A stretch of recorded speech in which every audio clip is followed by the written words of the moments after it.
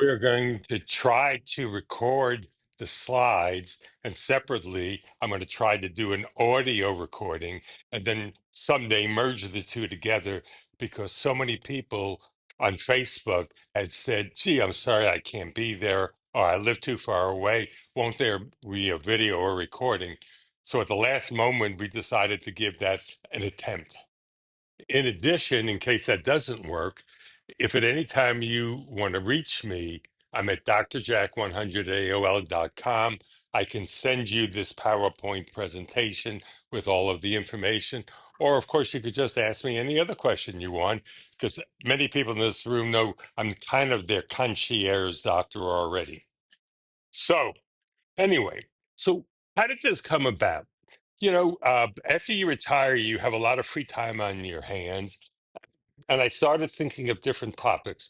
Tom mentioned that I put together a talk that I recently gave a number of times called The History of Oncology in Arkansas since 1977. And I talked about my career, about how I came here. I was the first medical oncologist, and how we put it all together. Second thing that I started doing some reading about was the problem with what's going on in medicine. And, now that I'm a patient, I have to deal with doctors. I have to deal with hospitals. I have to deal with getting MRIs just like all of you do. And I wasn't used to being on this side of medicine.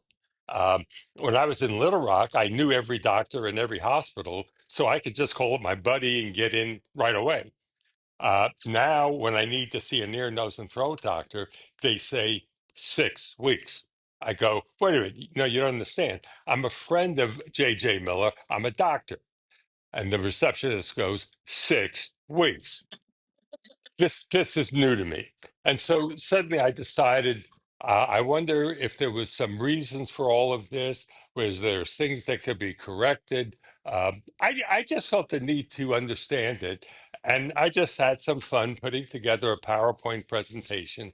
And then recently, Tom and Bob knew that I had put it together, and they said, how about you doing that?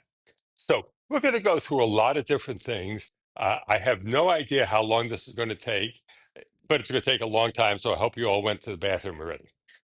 So, having said that, um, okay, what were the good old days of doctoring like? Let's start with going back to the 50s and the 60s. And Medicare began in 1966. And I became a doctor, or decided to become a doctor in 1967. What was it like back then? I think all of you remember you kind of had a friendly local doctor. He was your family doctor. Maybe he practiced out of his home. It was him and his nurse, and you could kind of get in to see him anytime you wanted to. Back in the old days, he even made house calls. I mean, those were the old days. Yeah, right. We'll never see that again, right? Well, anyway, I said that I was fortunate enough, graduating medical school in 1972. I got to practice the golden years when I think medicine was significantly different than I see what it has become today. And I know all of you have the same frustration because I hear about it from all of you all the time. Okay, let's just go back to why did I become a doctor in the good old days? Well, the first was because I wanted to help people. I was a humanitarian. And I'll tell you a funny story. Whenever you go for a medical school interview, they always ask you, why do you want to become a doctor? And everybody said to me, don't you dare say to them, because I want to help people. I mean, they'll just look at you like, yeah, of course. So what did I say to them? Well, I was a psychology major, and I had just finished 4 years of psychology. And I looked at the doctor and I said, well, I want to become a doctor because I want to self-actualize. And he looked at me and he grinned because he knew what I meant.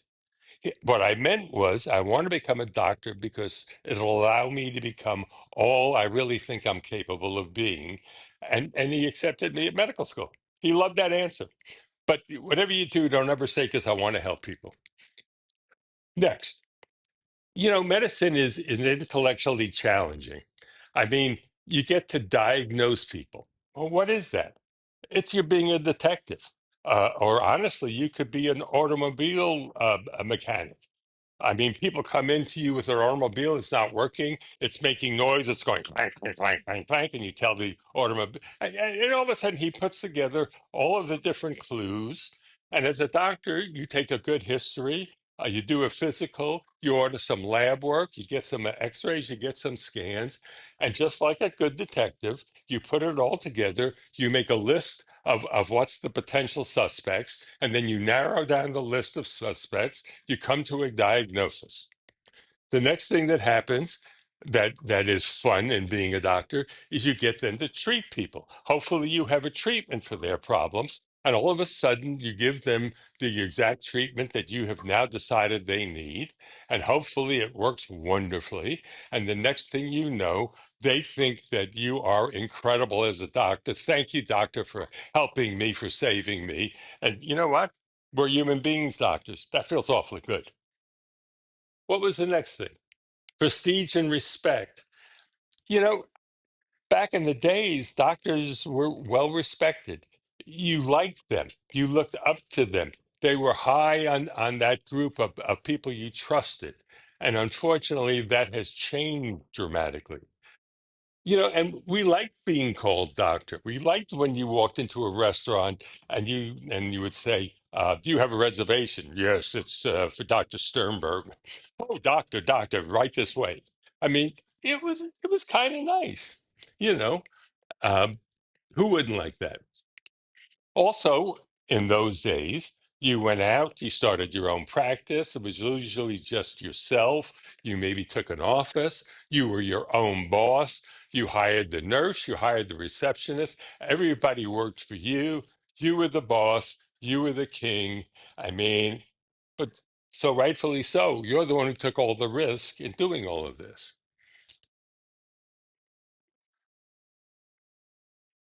Part of what I enjoyed, and I learned this very quickly, was I loved interacting with the patients.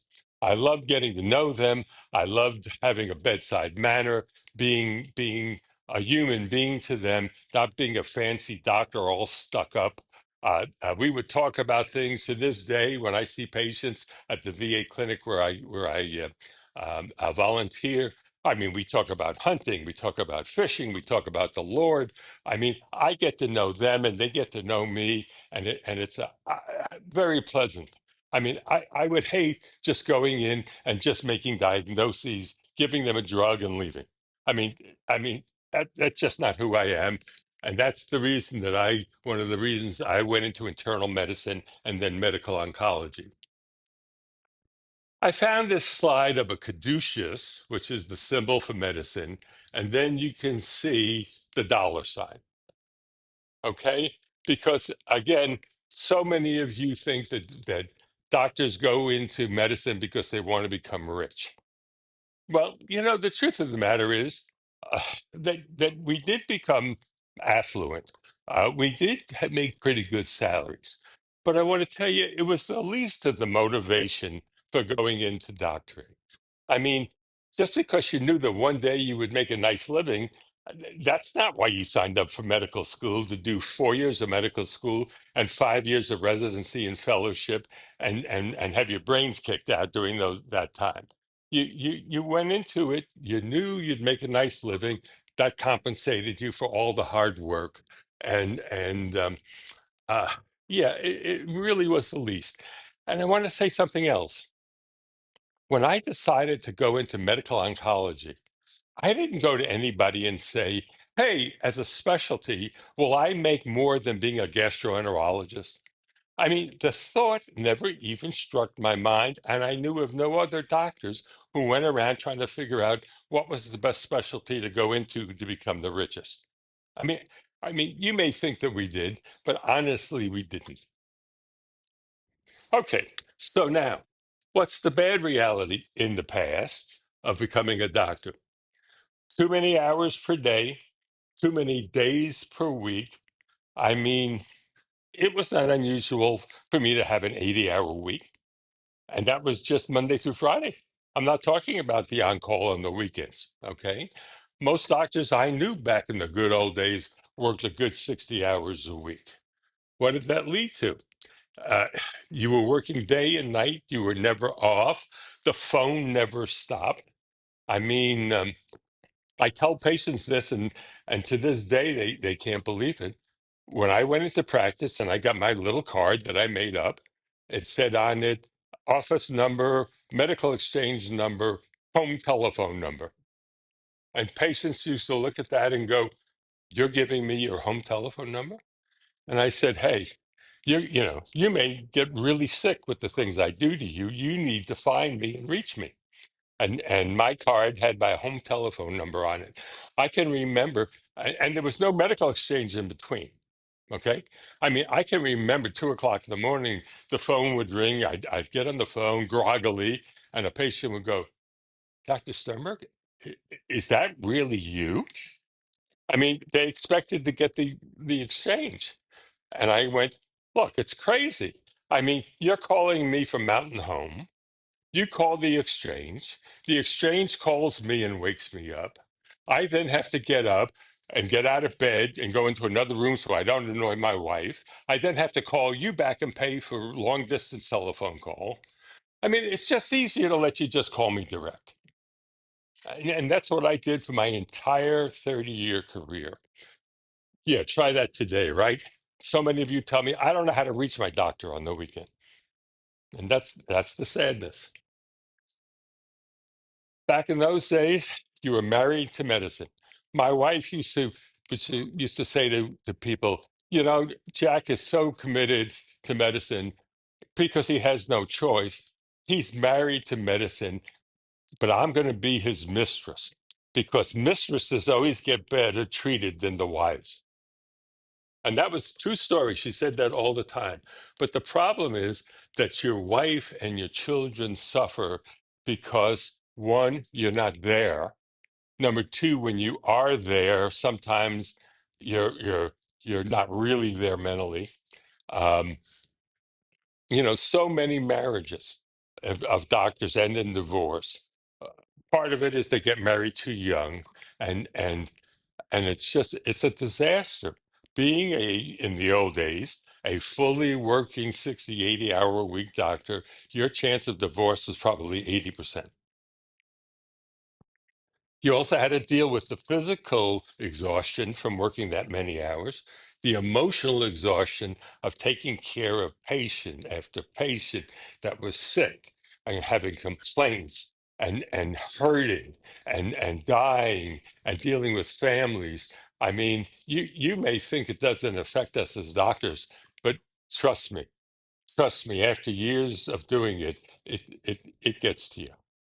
God gave me a special grace for 30 years to do it without feeling that pain. But at some point, He lifted it, and suddenly it became essentially impossible to continue doing what I was doing. And that's why I ended up retiring at a relatively young age. Of course, there's always the fear of malpractice. It was bad back then, it's worse today. Okay, so that was then. What's now? What's changed? So we're going to go through why the doctor and doctoring shortage. I originally called this why the doctor and healthcare shortage, but I changed it because I realized we're really talking about this. I mean, healthcare wise, hospitals are available, scans are available. It's really not the healthcare that's so much, it's getting the doctor to work with you to get all those things that are available. Now, the simple answer, I'm going to tell it to you right now. If this is good enough, get up and leave. But the simple answer is too few doctors are being produced, and there is an increased loss of doctors dropping out early, and each doctor is doctoring less. You put all three of together, and that's why you as patients are so frustrated. That's why I'm frustrated. So the rest of the talk is going to be explaining these 3 points. Okay, by 2030. Guys, that's 5 years from now. America faces a doctor shortage of between 42 and 121,000 doctors that is needed, and they're not going to be there. Now, I'm going to tell you stories throughout this talk that some of them you're just not going to believe the craziness and idiocy of the government. In 1980, the government decided that medical schools were graduating too many doctors, so class sizes were frozen. Why did they decide that? Well, all of a sudden, they were under Medicare and things, they were paying out too much money. So their solution was, well, the more doctors we produce, the more money they get, the more tests they order, the more hospitalizations. So if we cut back on the number of doctors, we can save money on healthcare. Unbelievable. Okay. What about the overall American population? The population by 2030 is going to grow to 356 million. But back in 1980, when they did this, it was 227 million. 50% more patients in those 40 years, but they froze the number of doctors that could be produced. By 2030, over the people that are over 65 years of age will grow by 50%. And all of us who are over 50 know we require more health care and more doctoring and more tests and more everything than people under 65. And 33% of currently active doctors by 2030 will be over 65. That's a third. Okay, so what else is happening? Doctors are retiring earlier than in the past, thereby exacerbating the doctor shortage. But why are they retiring early? Let's go to the different reasons. First of all, it had been said that fewer Americans were interested in becoming doctors because doctoring had so changed. I looked this up, and amazingly, it was not true. More undergraduate students are trying to become doctors than ever. I would have thought they would have said, "Hey, you know what? I'd rather be an IT expert with computers than be a doctor because of how they're being treated." But amazingly, the numbers actually have gone up. In 2024, 52,000 tried to get into medical school, 23,000 made it. The acceptance rate was 44.5%. 2007 to 2024, medical school enrollment over the 4 years. Finally, the government decided, hey, we need more doctors. They took off that freeze. But again, everything you want to do is going to take years to have new medical schools and larger classes and larger classrooms. So recently, the number of students enrolled in medical schools, MD schools, was 99,000 compared to 36,000 in 1961. Okay, what happens to those doctors? Well, the first thing is that many of them never complete medical school or residency. They flunk out. They're going to medical school and they just don't make it. Uh, Many go to medical school and after 2 or 3 years go, you know what? It's my mother and father that wanted me to be a doctor. I wanted to be an artist. And they drop out. Many get all the way to their residency and decide, I don't want to do this for the rest of my life. So, of those 99,000 in the 4 year school, many never finish or become doctors. It was thought that Obama reduced the number of medical schools. Actually, 15 new schools started since 2006. So here I am, an arch conservative, saying something nice about Obama. Okay. All right. All right. Rural America is where the doctor shortage is the most acute. And those of us who live in Arkansas really understand that.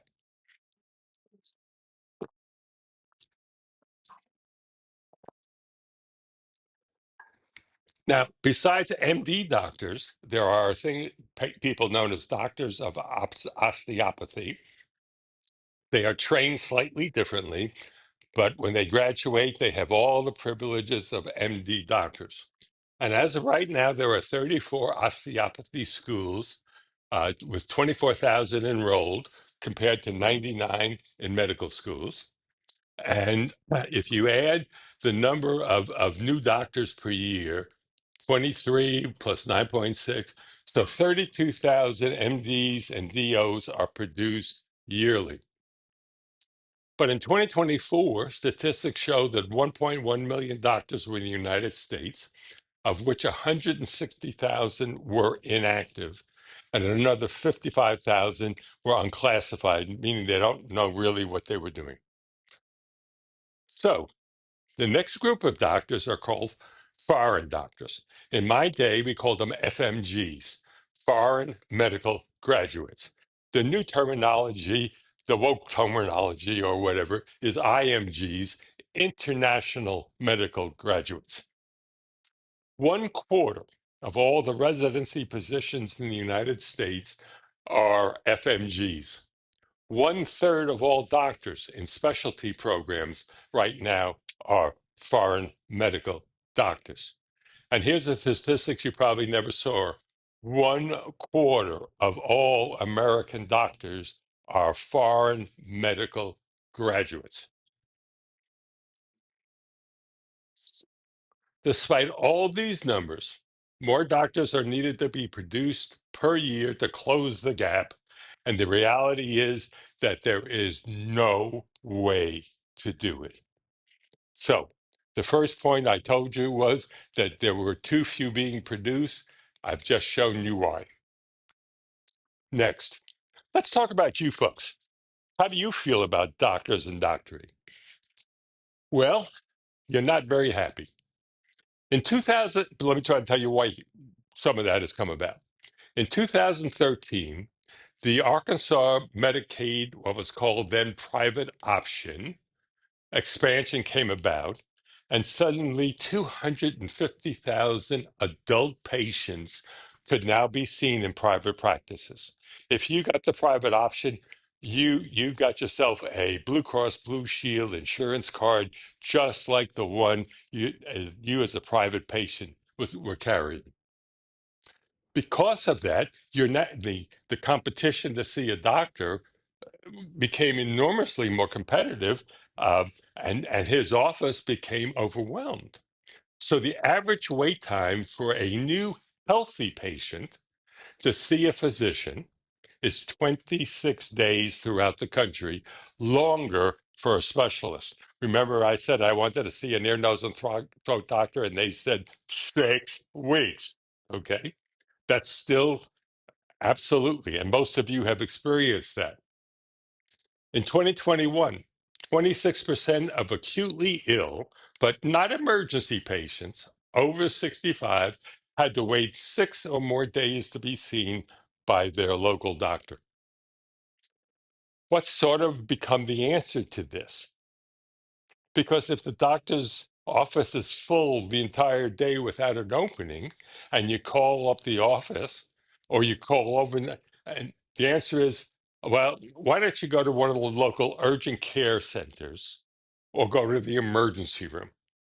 And then when you go to the urgent care center, you see somebody who doesn't know anything about you, doesn't have your records, and it's almost always a nurse practitioner. And I'm not knocking nurse practitioners, but that's what you're going to see in urgent care. Well, if you go and your problem is a little bronchitis or a sprained wrist or something simple, you know what? That's probably pretty efficient. But what if it's something more significant? I mean, so if you go to the urgent care and it's something more significant, then that person sends you to the emergency room where you wait another 3 or 4 hours. Okay. And throughout this whole time, you never saw or spoke to your own doctor. Now, there's an increasing inability to even find a new doctor who's taking patients. Why? Because their practices are maxed out. And especially to those of you who are over 65 in this room and have Medicare, many offices just tell you point blank, we don't see Medicare patients. And why is that? Well, the reality is that Medicare and Medicaid pays the doctor 75% of what that doctor would get with Blue Cross Blue Shield. Unfortunately, that's economics. You have overhead as a doctor. You got to pay nurses. At some point, some doctors make the decision it's just not worth it for 75% of what I'm used to getting paid. That's just reality. And throughout this talk, you're going to hear a lot of reality.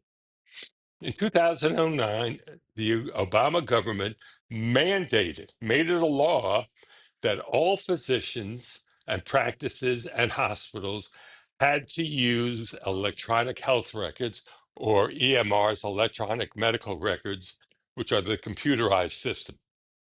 And I mean, all of a sudden, everybody was saying, "Oh, this is how it was sold to us, even though it was mandated." Oh, well, this will make you more efficient. This will make your record keeping better. And here was the big one under the electronic health record, it's going to be incredible. Every doctor's office, every hospital can look into the United States electronic health record, and no matter where you go, they can pull up your record and know everything about you. That was BS. I mean, the health record from National Park doesn't speak to the health record at CHI St. Vincent's, and neither one speaks to anybody in Little Rock. That promise was bogus. The other thing was is that unless you're under the same system, so any doctor group that's part of CHI can pull up their electronic record and see everything. But if you have to have one doctor at National Park, they can't even get near us. So that was bogus. But what else happened? You see this picture here? Here's the doctor. She has the computer, the screen, the keyboard. You're sitting across the room. Fortunately, in this picture, she's at least looking at you rather than the screen. And what do I hear from patients all the time? The doctor's face is always in the damn machine, not looking to me, not talking to me. I mean, I just feel like I'm there, and all they're doing is taking care of that damn machine. I mean, I I'm surprised I don't have this going on in the room here because I hear this all the time. Um, what's the problem with the electronic health record? It didn't increase efficiency.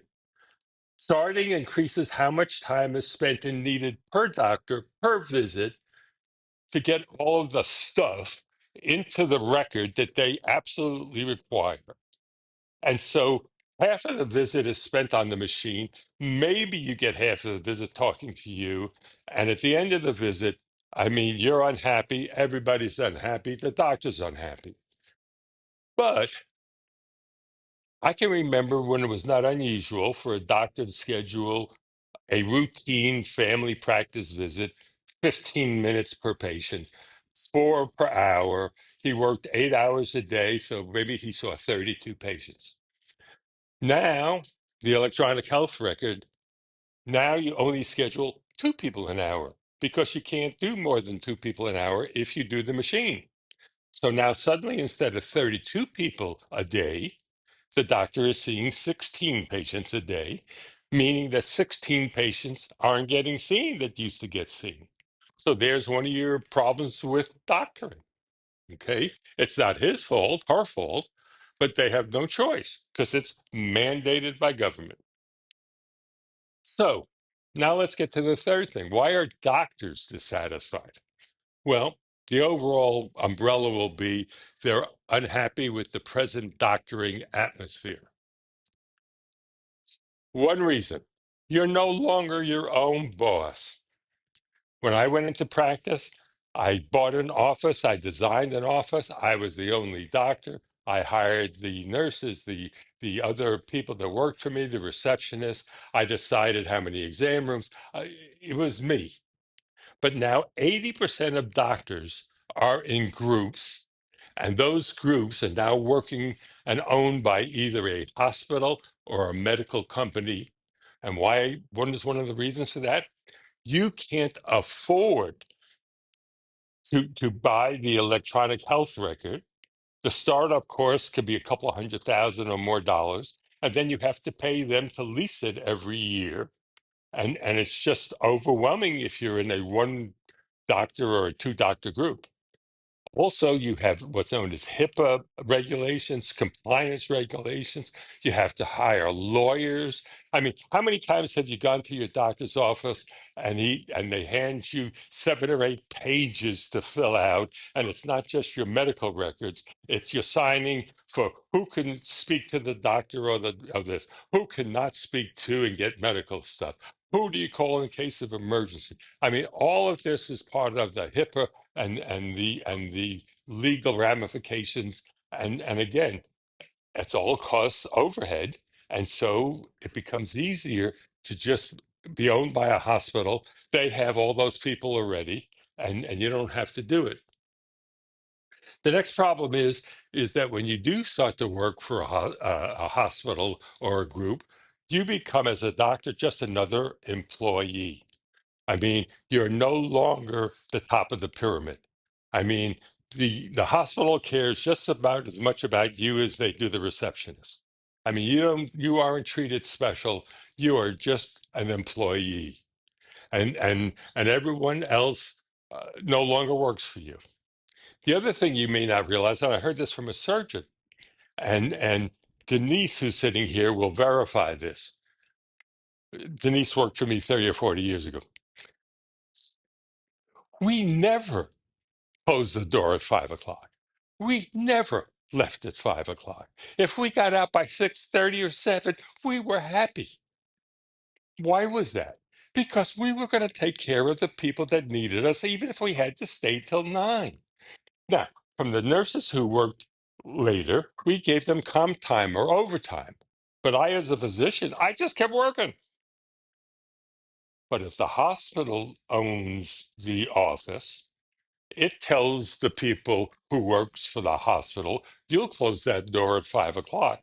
You won't let anybody else come in after 4:30. And because we're not going to pay you overtime. And so suddenly there again, less doctoring, less patients being seen.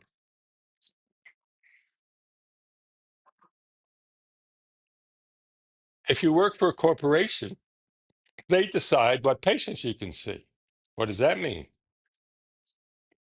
I mean, many times the doctor would call me up and say, Jack, I just operated on a patient and they need to be seen by you. They know you to have chemotherapy, but they don't have any insurance. And I would say, send them over.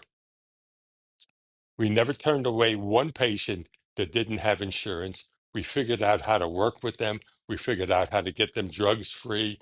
We never turned anybody away.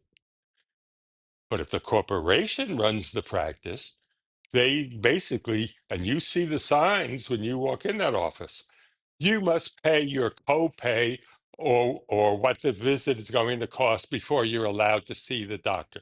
You've all seen that sign, okay? That sign didn't exist in the old days.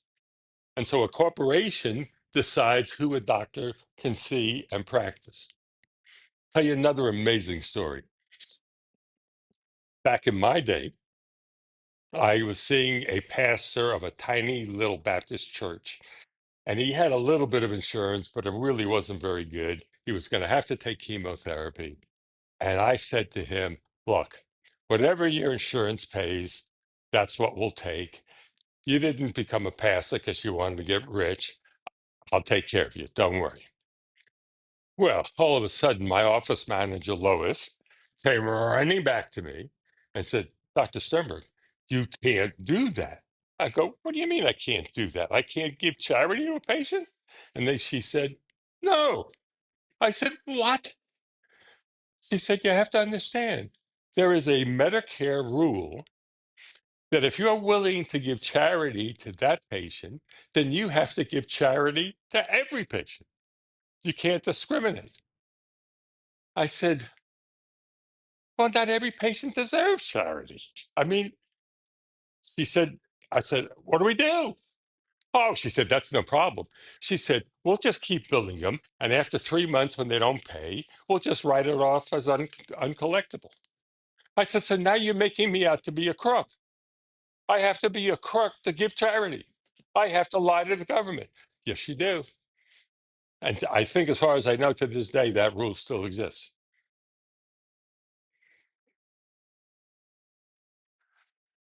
Okay, so you're a salaried employee. I already said you're an employee. What's this?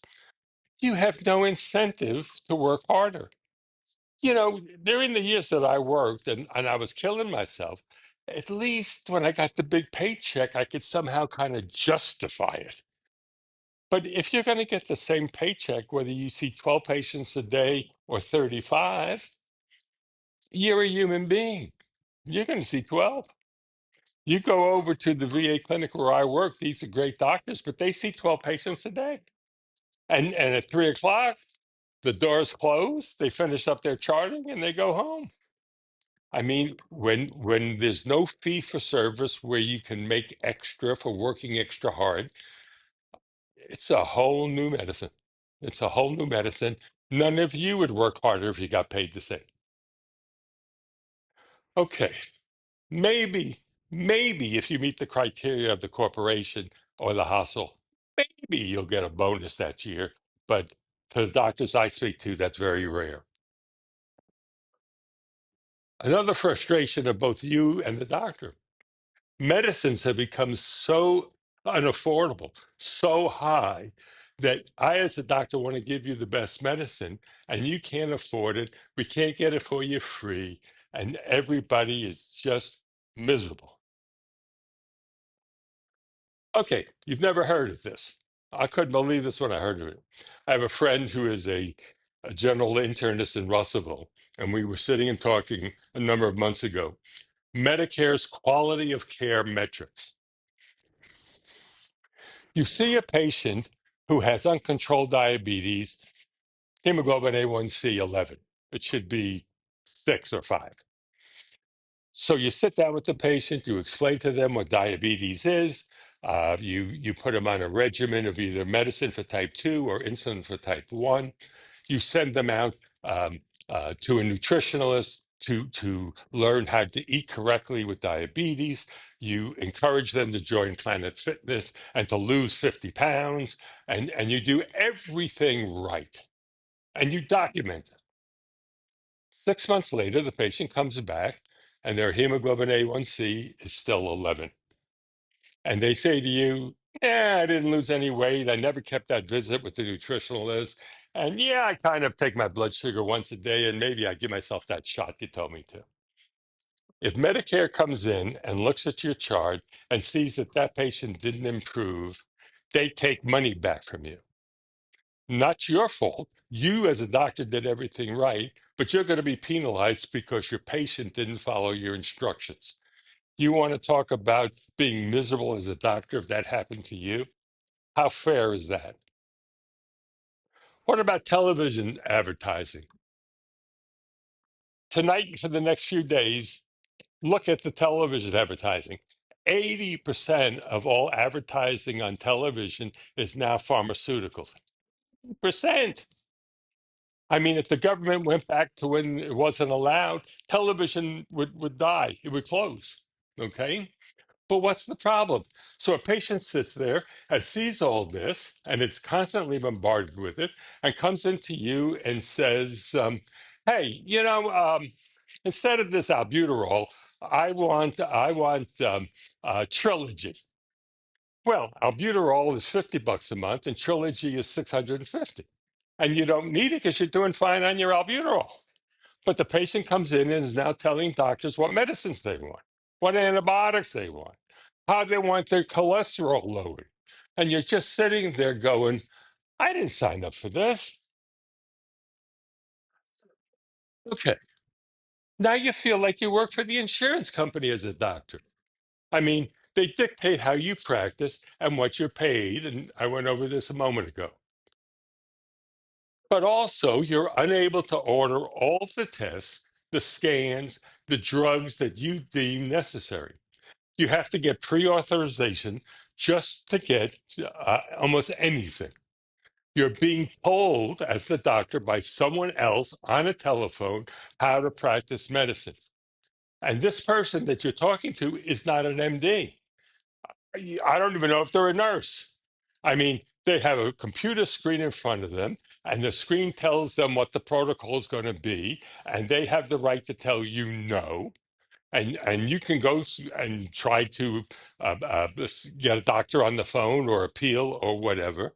And I think most of us have heard the stories that they're actually told, do your best to turn the doctor down, turn the patient down. So how do you feel if you're a doctor and you know what your patient needs, and somebody on a telephone looking at a computer screen is telling you how to practice? And what about just the time it takes to be on that telephone and get the pre-authorization? If you as the doctor have to actually get on the phone, that's another patient you didn't see that day. Less doctoring. As a doctor, you have an enormous feeling of the loss of personal autonomy.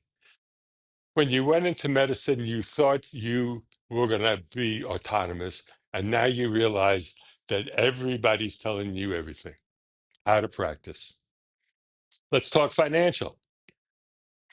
By the time a medical student gets out of medical school, usually they're about $200,000 in medical school debt. I will tell you something. I've been writing a thing called Storyworth. My daughter sent this to me to write down stories of my youth. And yesterday, surprisingly, I was talking. The question was, how did you decide where to go to college? And in it, I worked through it all, and I decided I would look up back in 1964 what was tuition, room, and board at the State University of New York at Buffalo, and then in '68 what was the tuition, room, and board at State University of New York at Buffalo Medical School. So I went to Grok, artificial intelligence, asked that question, and here's the answer. Medical school in 1968 at the University of Buffalo, tuition and room and board was $3,800. And now it's a minimum of 50. Okay. I just threw that out because it blew my mind. Blew my mind. So as a doctor, you know you're coming out with 200,000, but you also know you're going to get decreased reimbursement. Your overhead is going to be increasing. And you say, how in the world am I going to pay this back?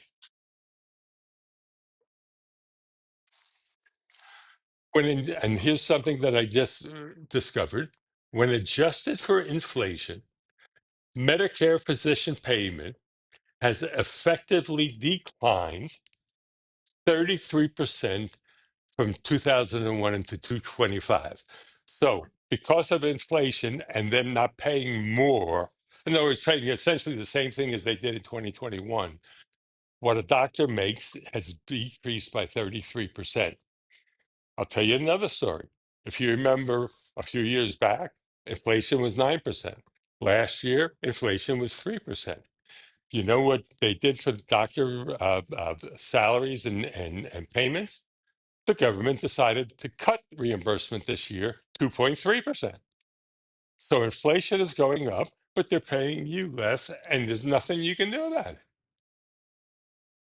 How many of you would work that way?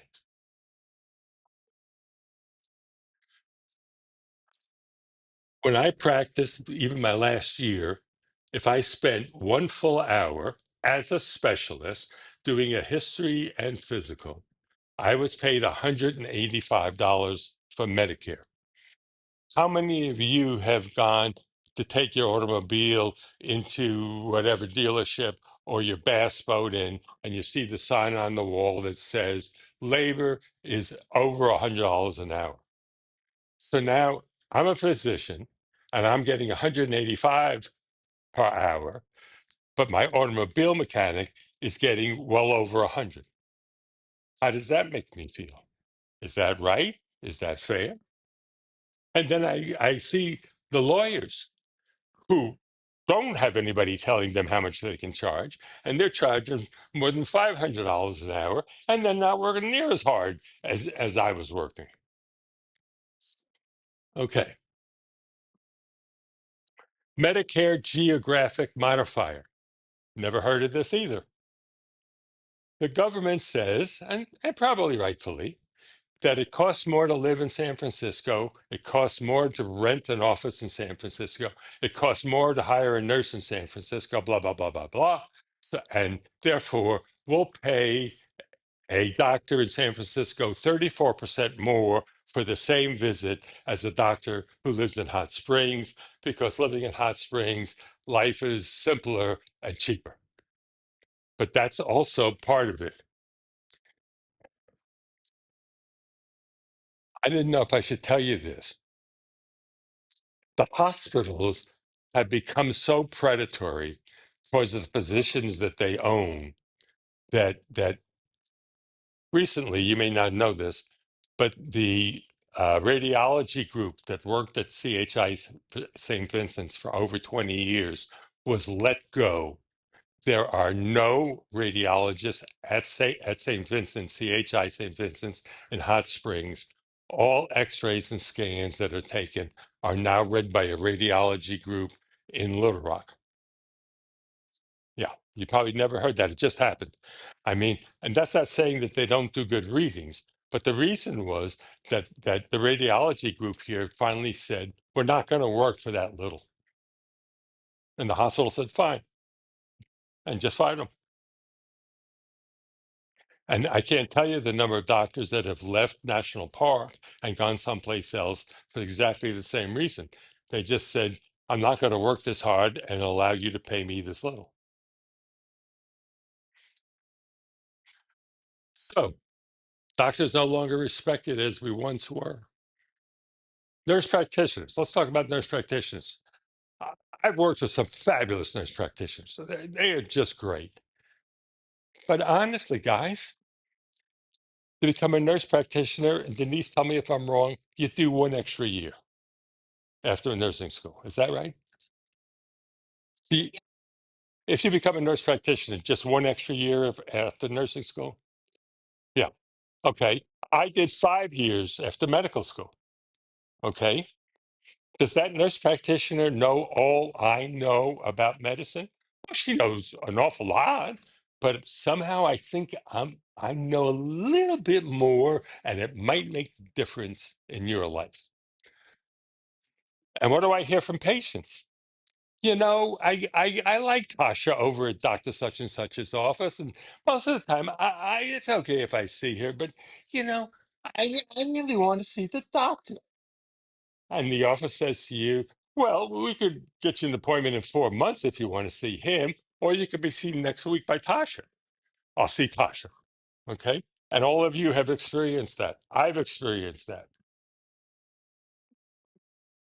Yeah. The increasing fear of malpractice suits and settlements. It's gotten even worse than in my day. We live in a litigious society, and you, the public, demands of us as doctors perfection. Anything less than perfection you consider to be malpractice or negligence, and you're going to get a lawyer. Not everyone, but that's the mentality. Okay, so now you're a doctor and a patient sits in front of you, and now that patient has already before the visit gone to Dr. Google, or now they've gone to Grok or GPT or Claude, artificial intelligence. They put in their symptoms, they put in all these different things, and they come in and you start to tell them what you think they have. And you say, I think you have viral gastroenteritis. And the patient says, well, actually, I've looked this up and I think I have acute intermittent porphyria. Now, you see, I've used the word here, horses and zebras. One of the first things they taught us at medical school is when you hear the sound of hoofbeats, think of horses, don't think of zebras. It's more likely that if you hear hoofbeats, it's going to be horses. When was the last time you saw a zebra? When was the last time you saw acute intermittent porphyria? Okay. But patients do this and they come in and they think they're dying. They got terminal cancer. They got this incurable disease. And you spend your time now talking them out of what you know they don't have.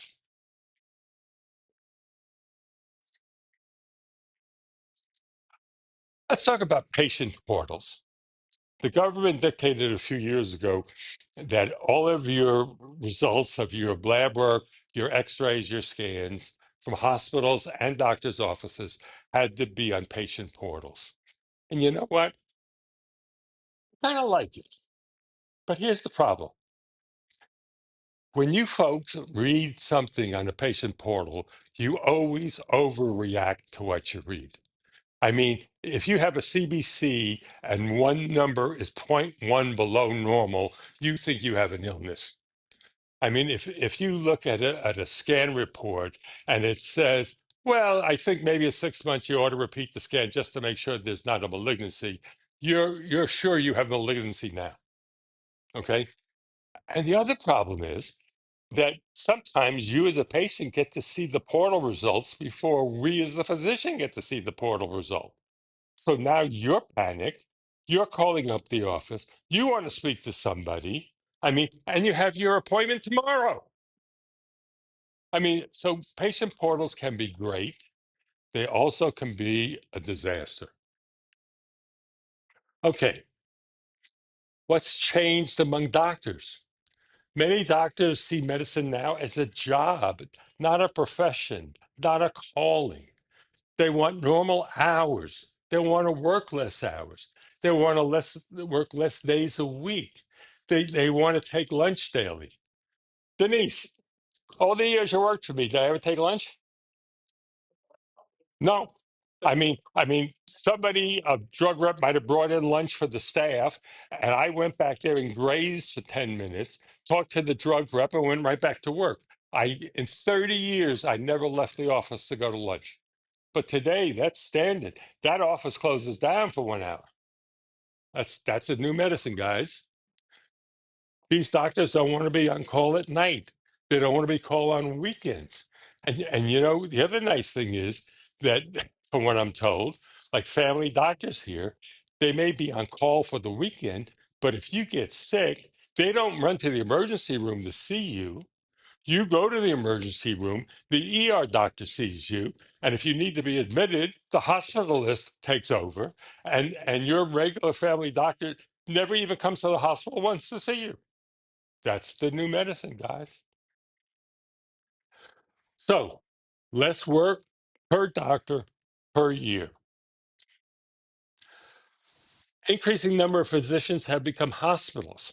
They used to work in offices. Some of you probably have had doctors here in Arkansas and Hot Springs that you used to go to, and now all of a sudden they close their doors and they have become hospitalists.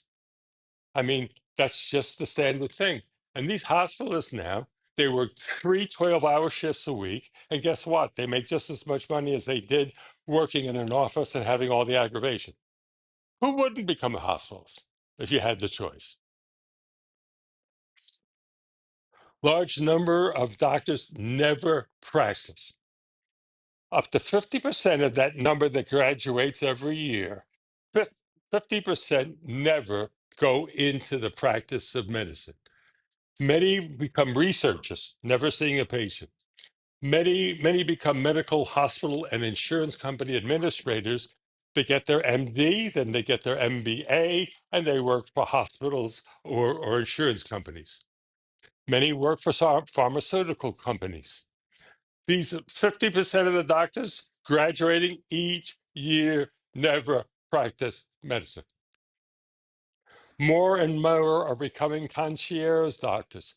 Not everybody knows what that is. A doctor finally says, "I can't stand this with with the insurance companies." And what they do is a doctor, a good doctor, with a couple other doctors get together and they open their practice to 3,000 patients or some number. And the guarantee to the patient is, and their families, you give us a set amount, and maybe 3,000 a year, 10,000 a year, whatever the number is, and we will be there for you 24/7. Immediately answer your telephone call. We will immediately take care of you. You can see us on the same day you're sick, and we will be your special doctor. But we don't file insurance. We don't do any of this. It's fee up front. More and more doctors are so fed up to becoming concierge doctors. And many just decide they didn't want to practice. They've had enough. Now, please don't get offended. This is not a misogynist slide. This is a factual slide. And I'm going to start it out by saying, let's talk about the feminization of medicine. There are more women in medicine. Today, 38% of doctors are women. 54% of all medical students now are women. Women are every bit as good as men as doctors, and some are better.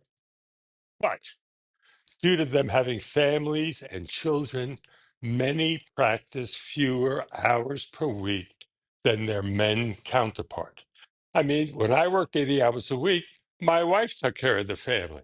But that's the way the old way was. But now if you're a woman physician, who's going to take care of your kids? Are you going to feel comfortable with some nanny doing that? Are you going to feel guilty? So a larger percentage of female doctors choose specialties that don't directly care for patients. They choose radiology, pathology, dermatology. I mean, they come in at 8, they go home at 5, and they can be mommies and take care of their kids, and God bless them. That's wonderful. But they're not seeing patients. They also asked for flexible work schedules. I had a couple of women physicians who worked for me, and they drove me crazy with the different needs that they had, where the men partners didn't. I mean, I mean, they got pregnant, and afterwards they took family leave, and it could be 6 months, it might be 5 years. I mean, the point is that reality is objectively, and I'm not being misogynistic here, they don't work as hard, except for some. The majority, the statistics are they're working less than their male counterparts. What else? Many doctors are lost to substance abuse. Doctors are human like you are. Sometimes they're alcoholics, sometimes they're drug addicts, and they get their licenses pulled and they no longer can practice. Many have emotional problems, uh, uh, depression, bipolar, whatever, and they can't practice. And then, of course, if they commit suicide, for sure they can't practice. But the reality is that's another reason why there are less doctors. Medical students starting medical school later than it used to be. When I went to medical school, my my other students were 22, 23, 24 years old.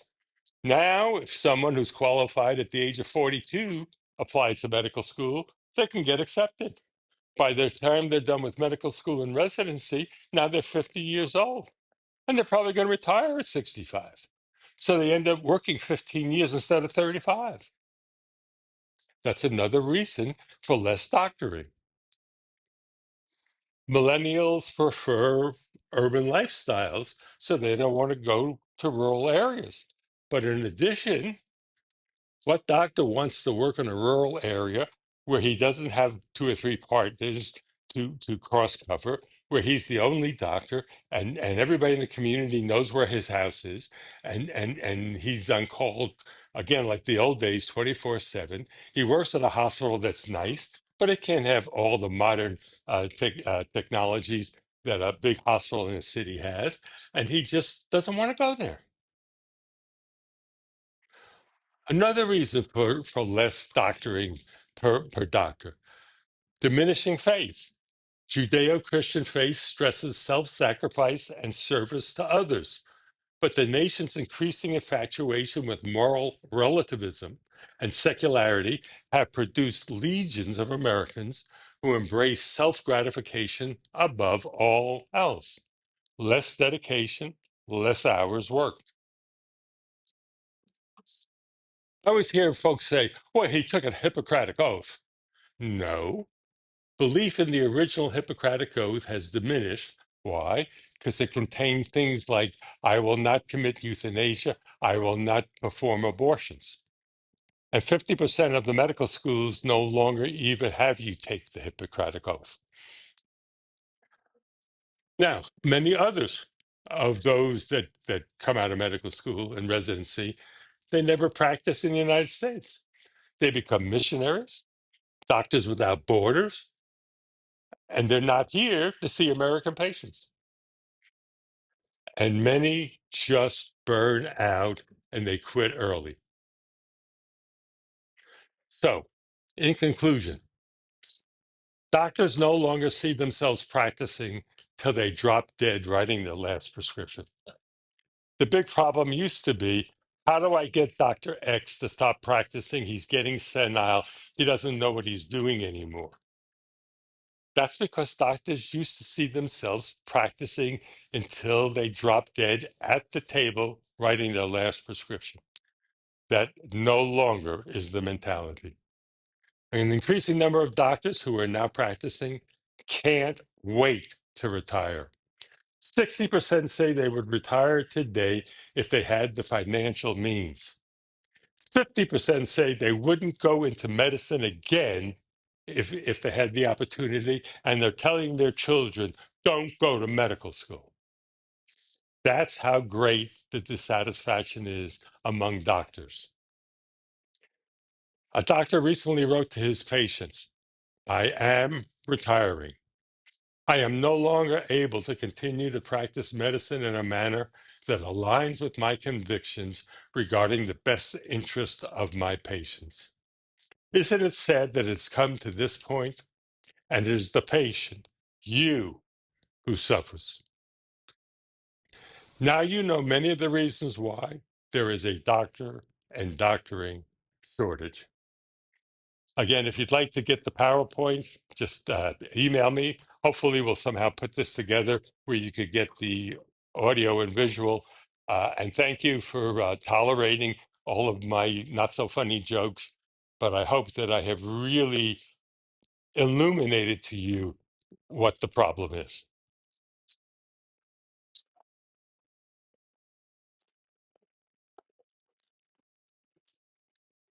You want to have a question and answer now? Um, we could do a quick question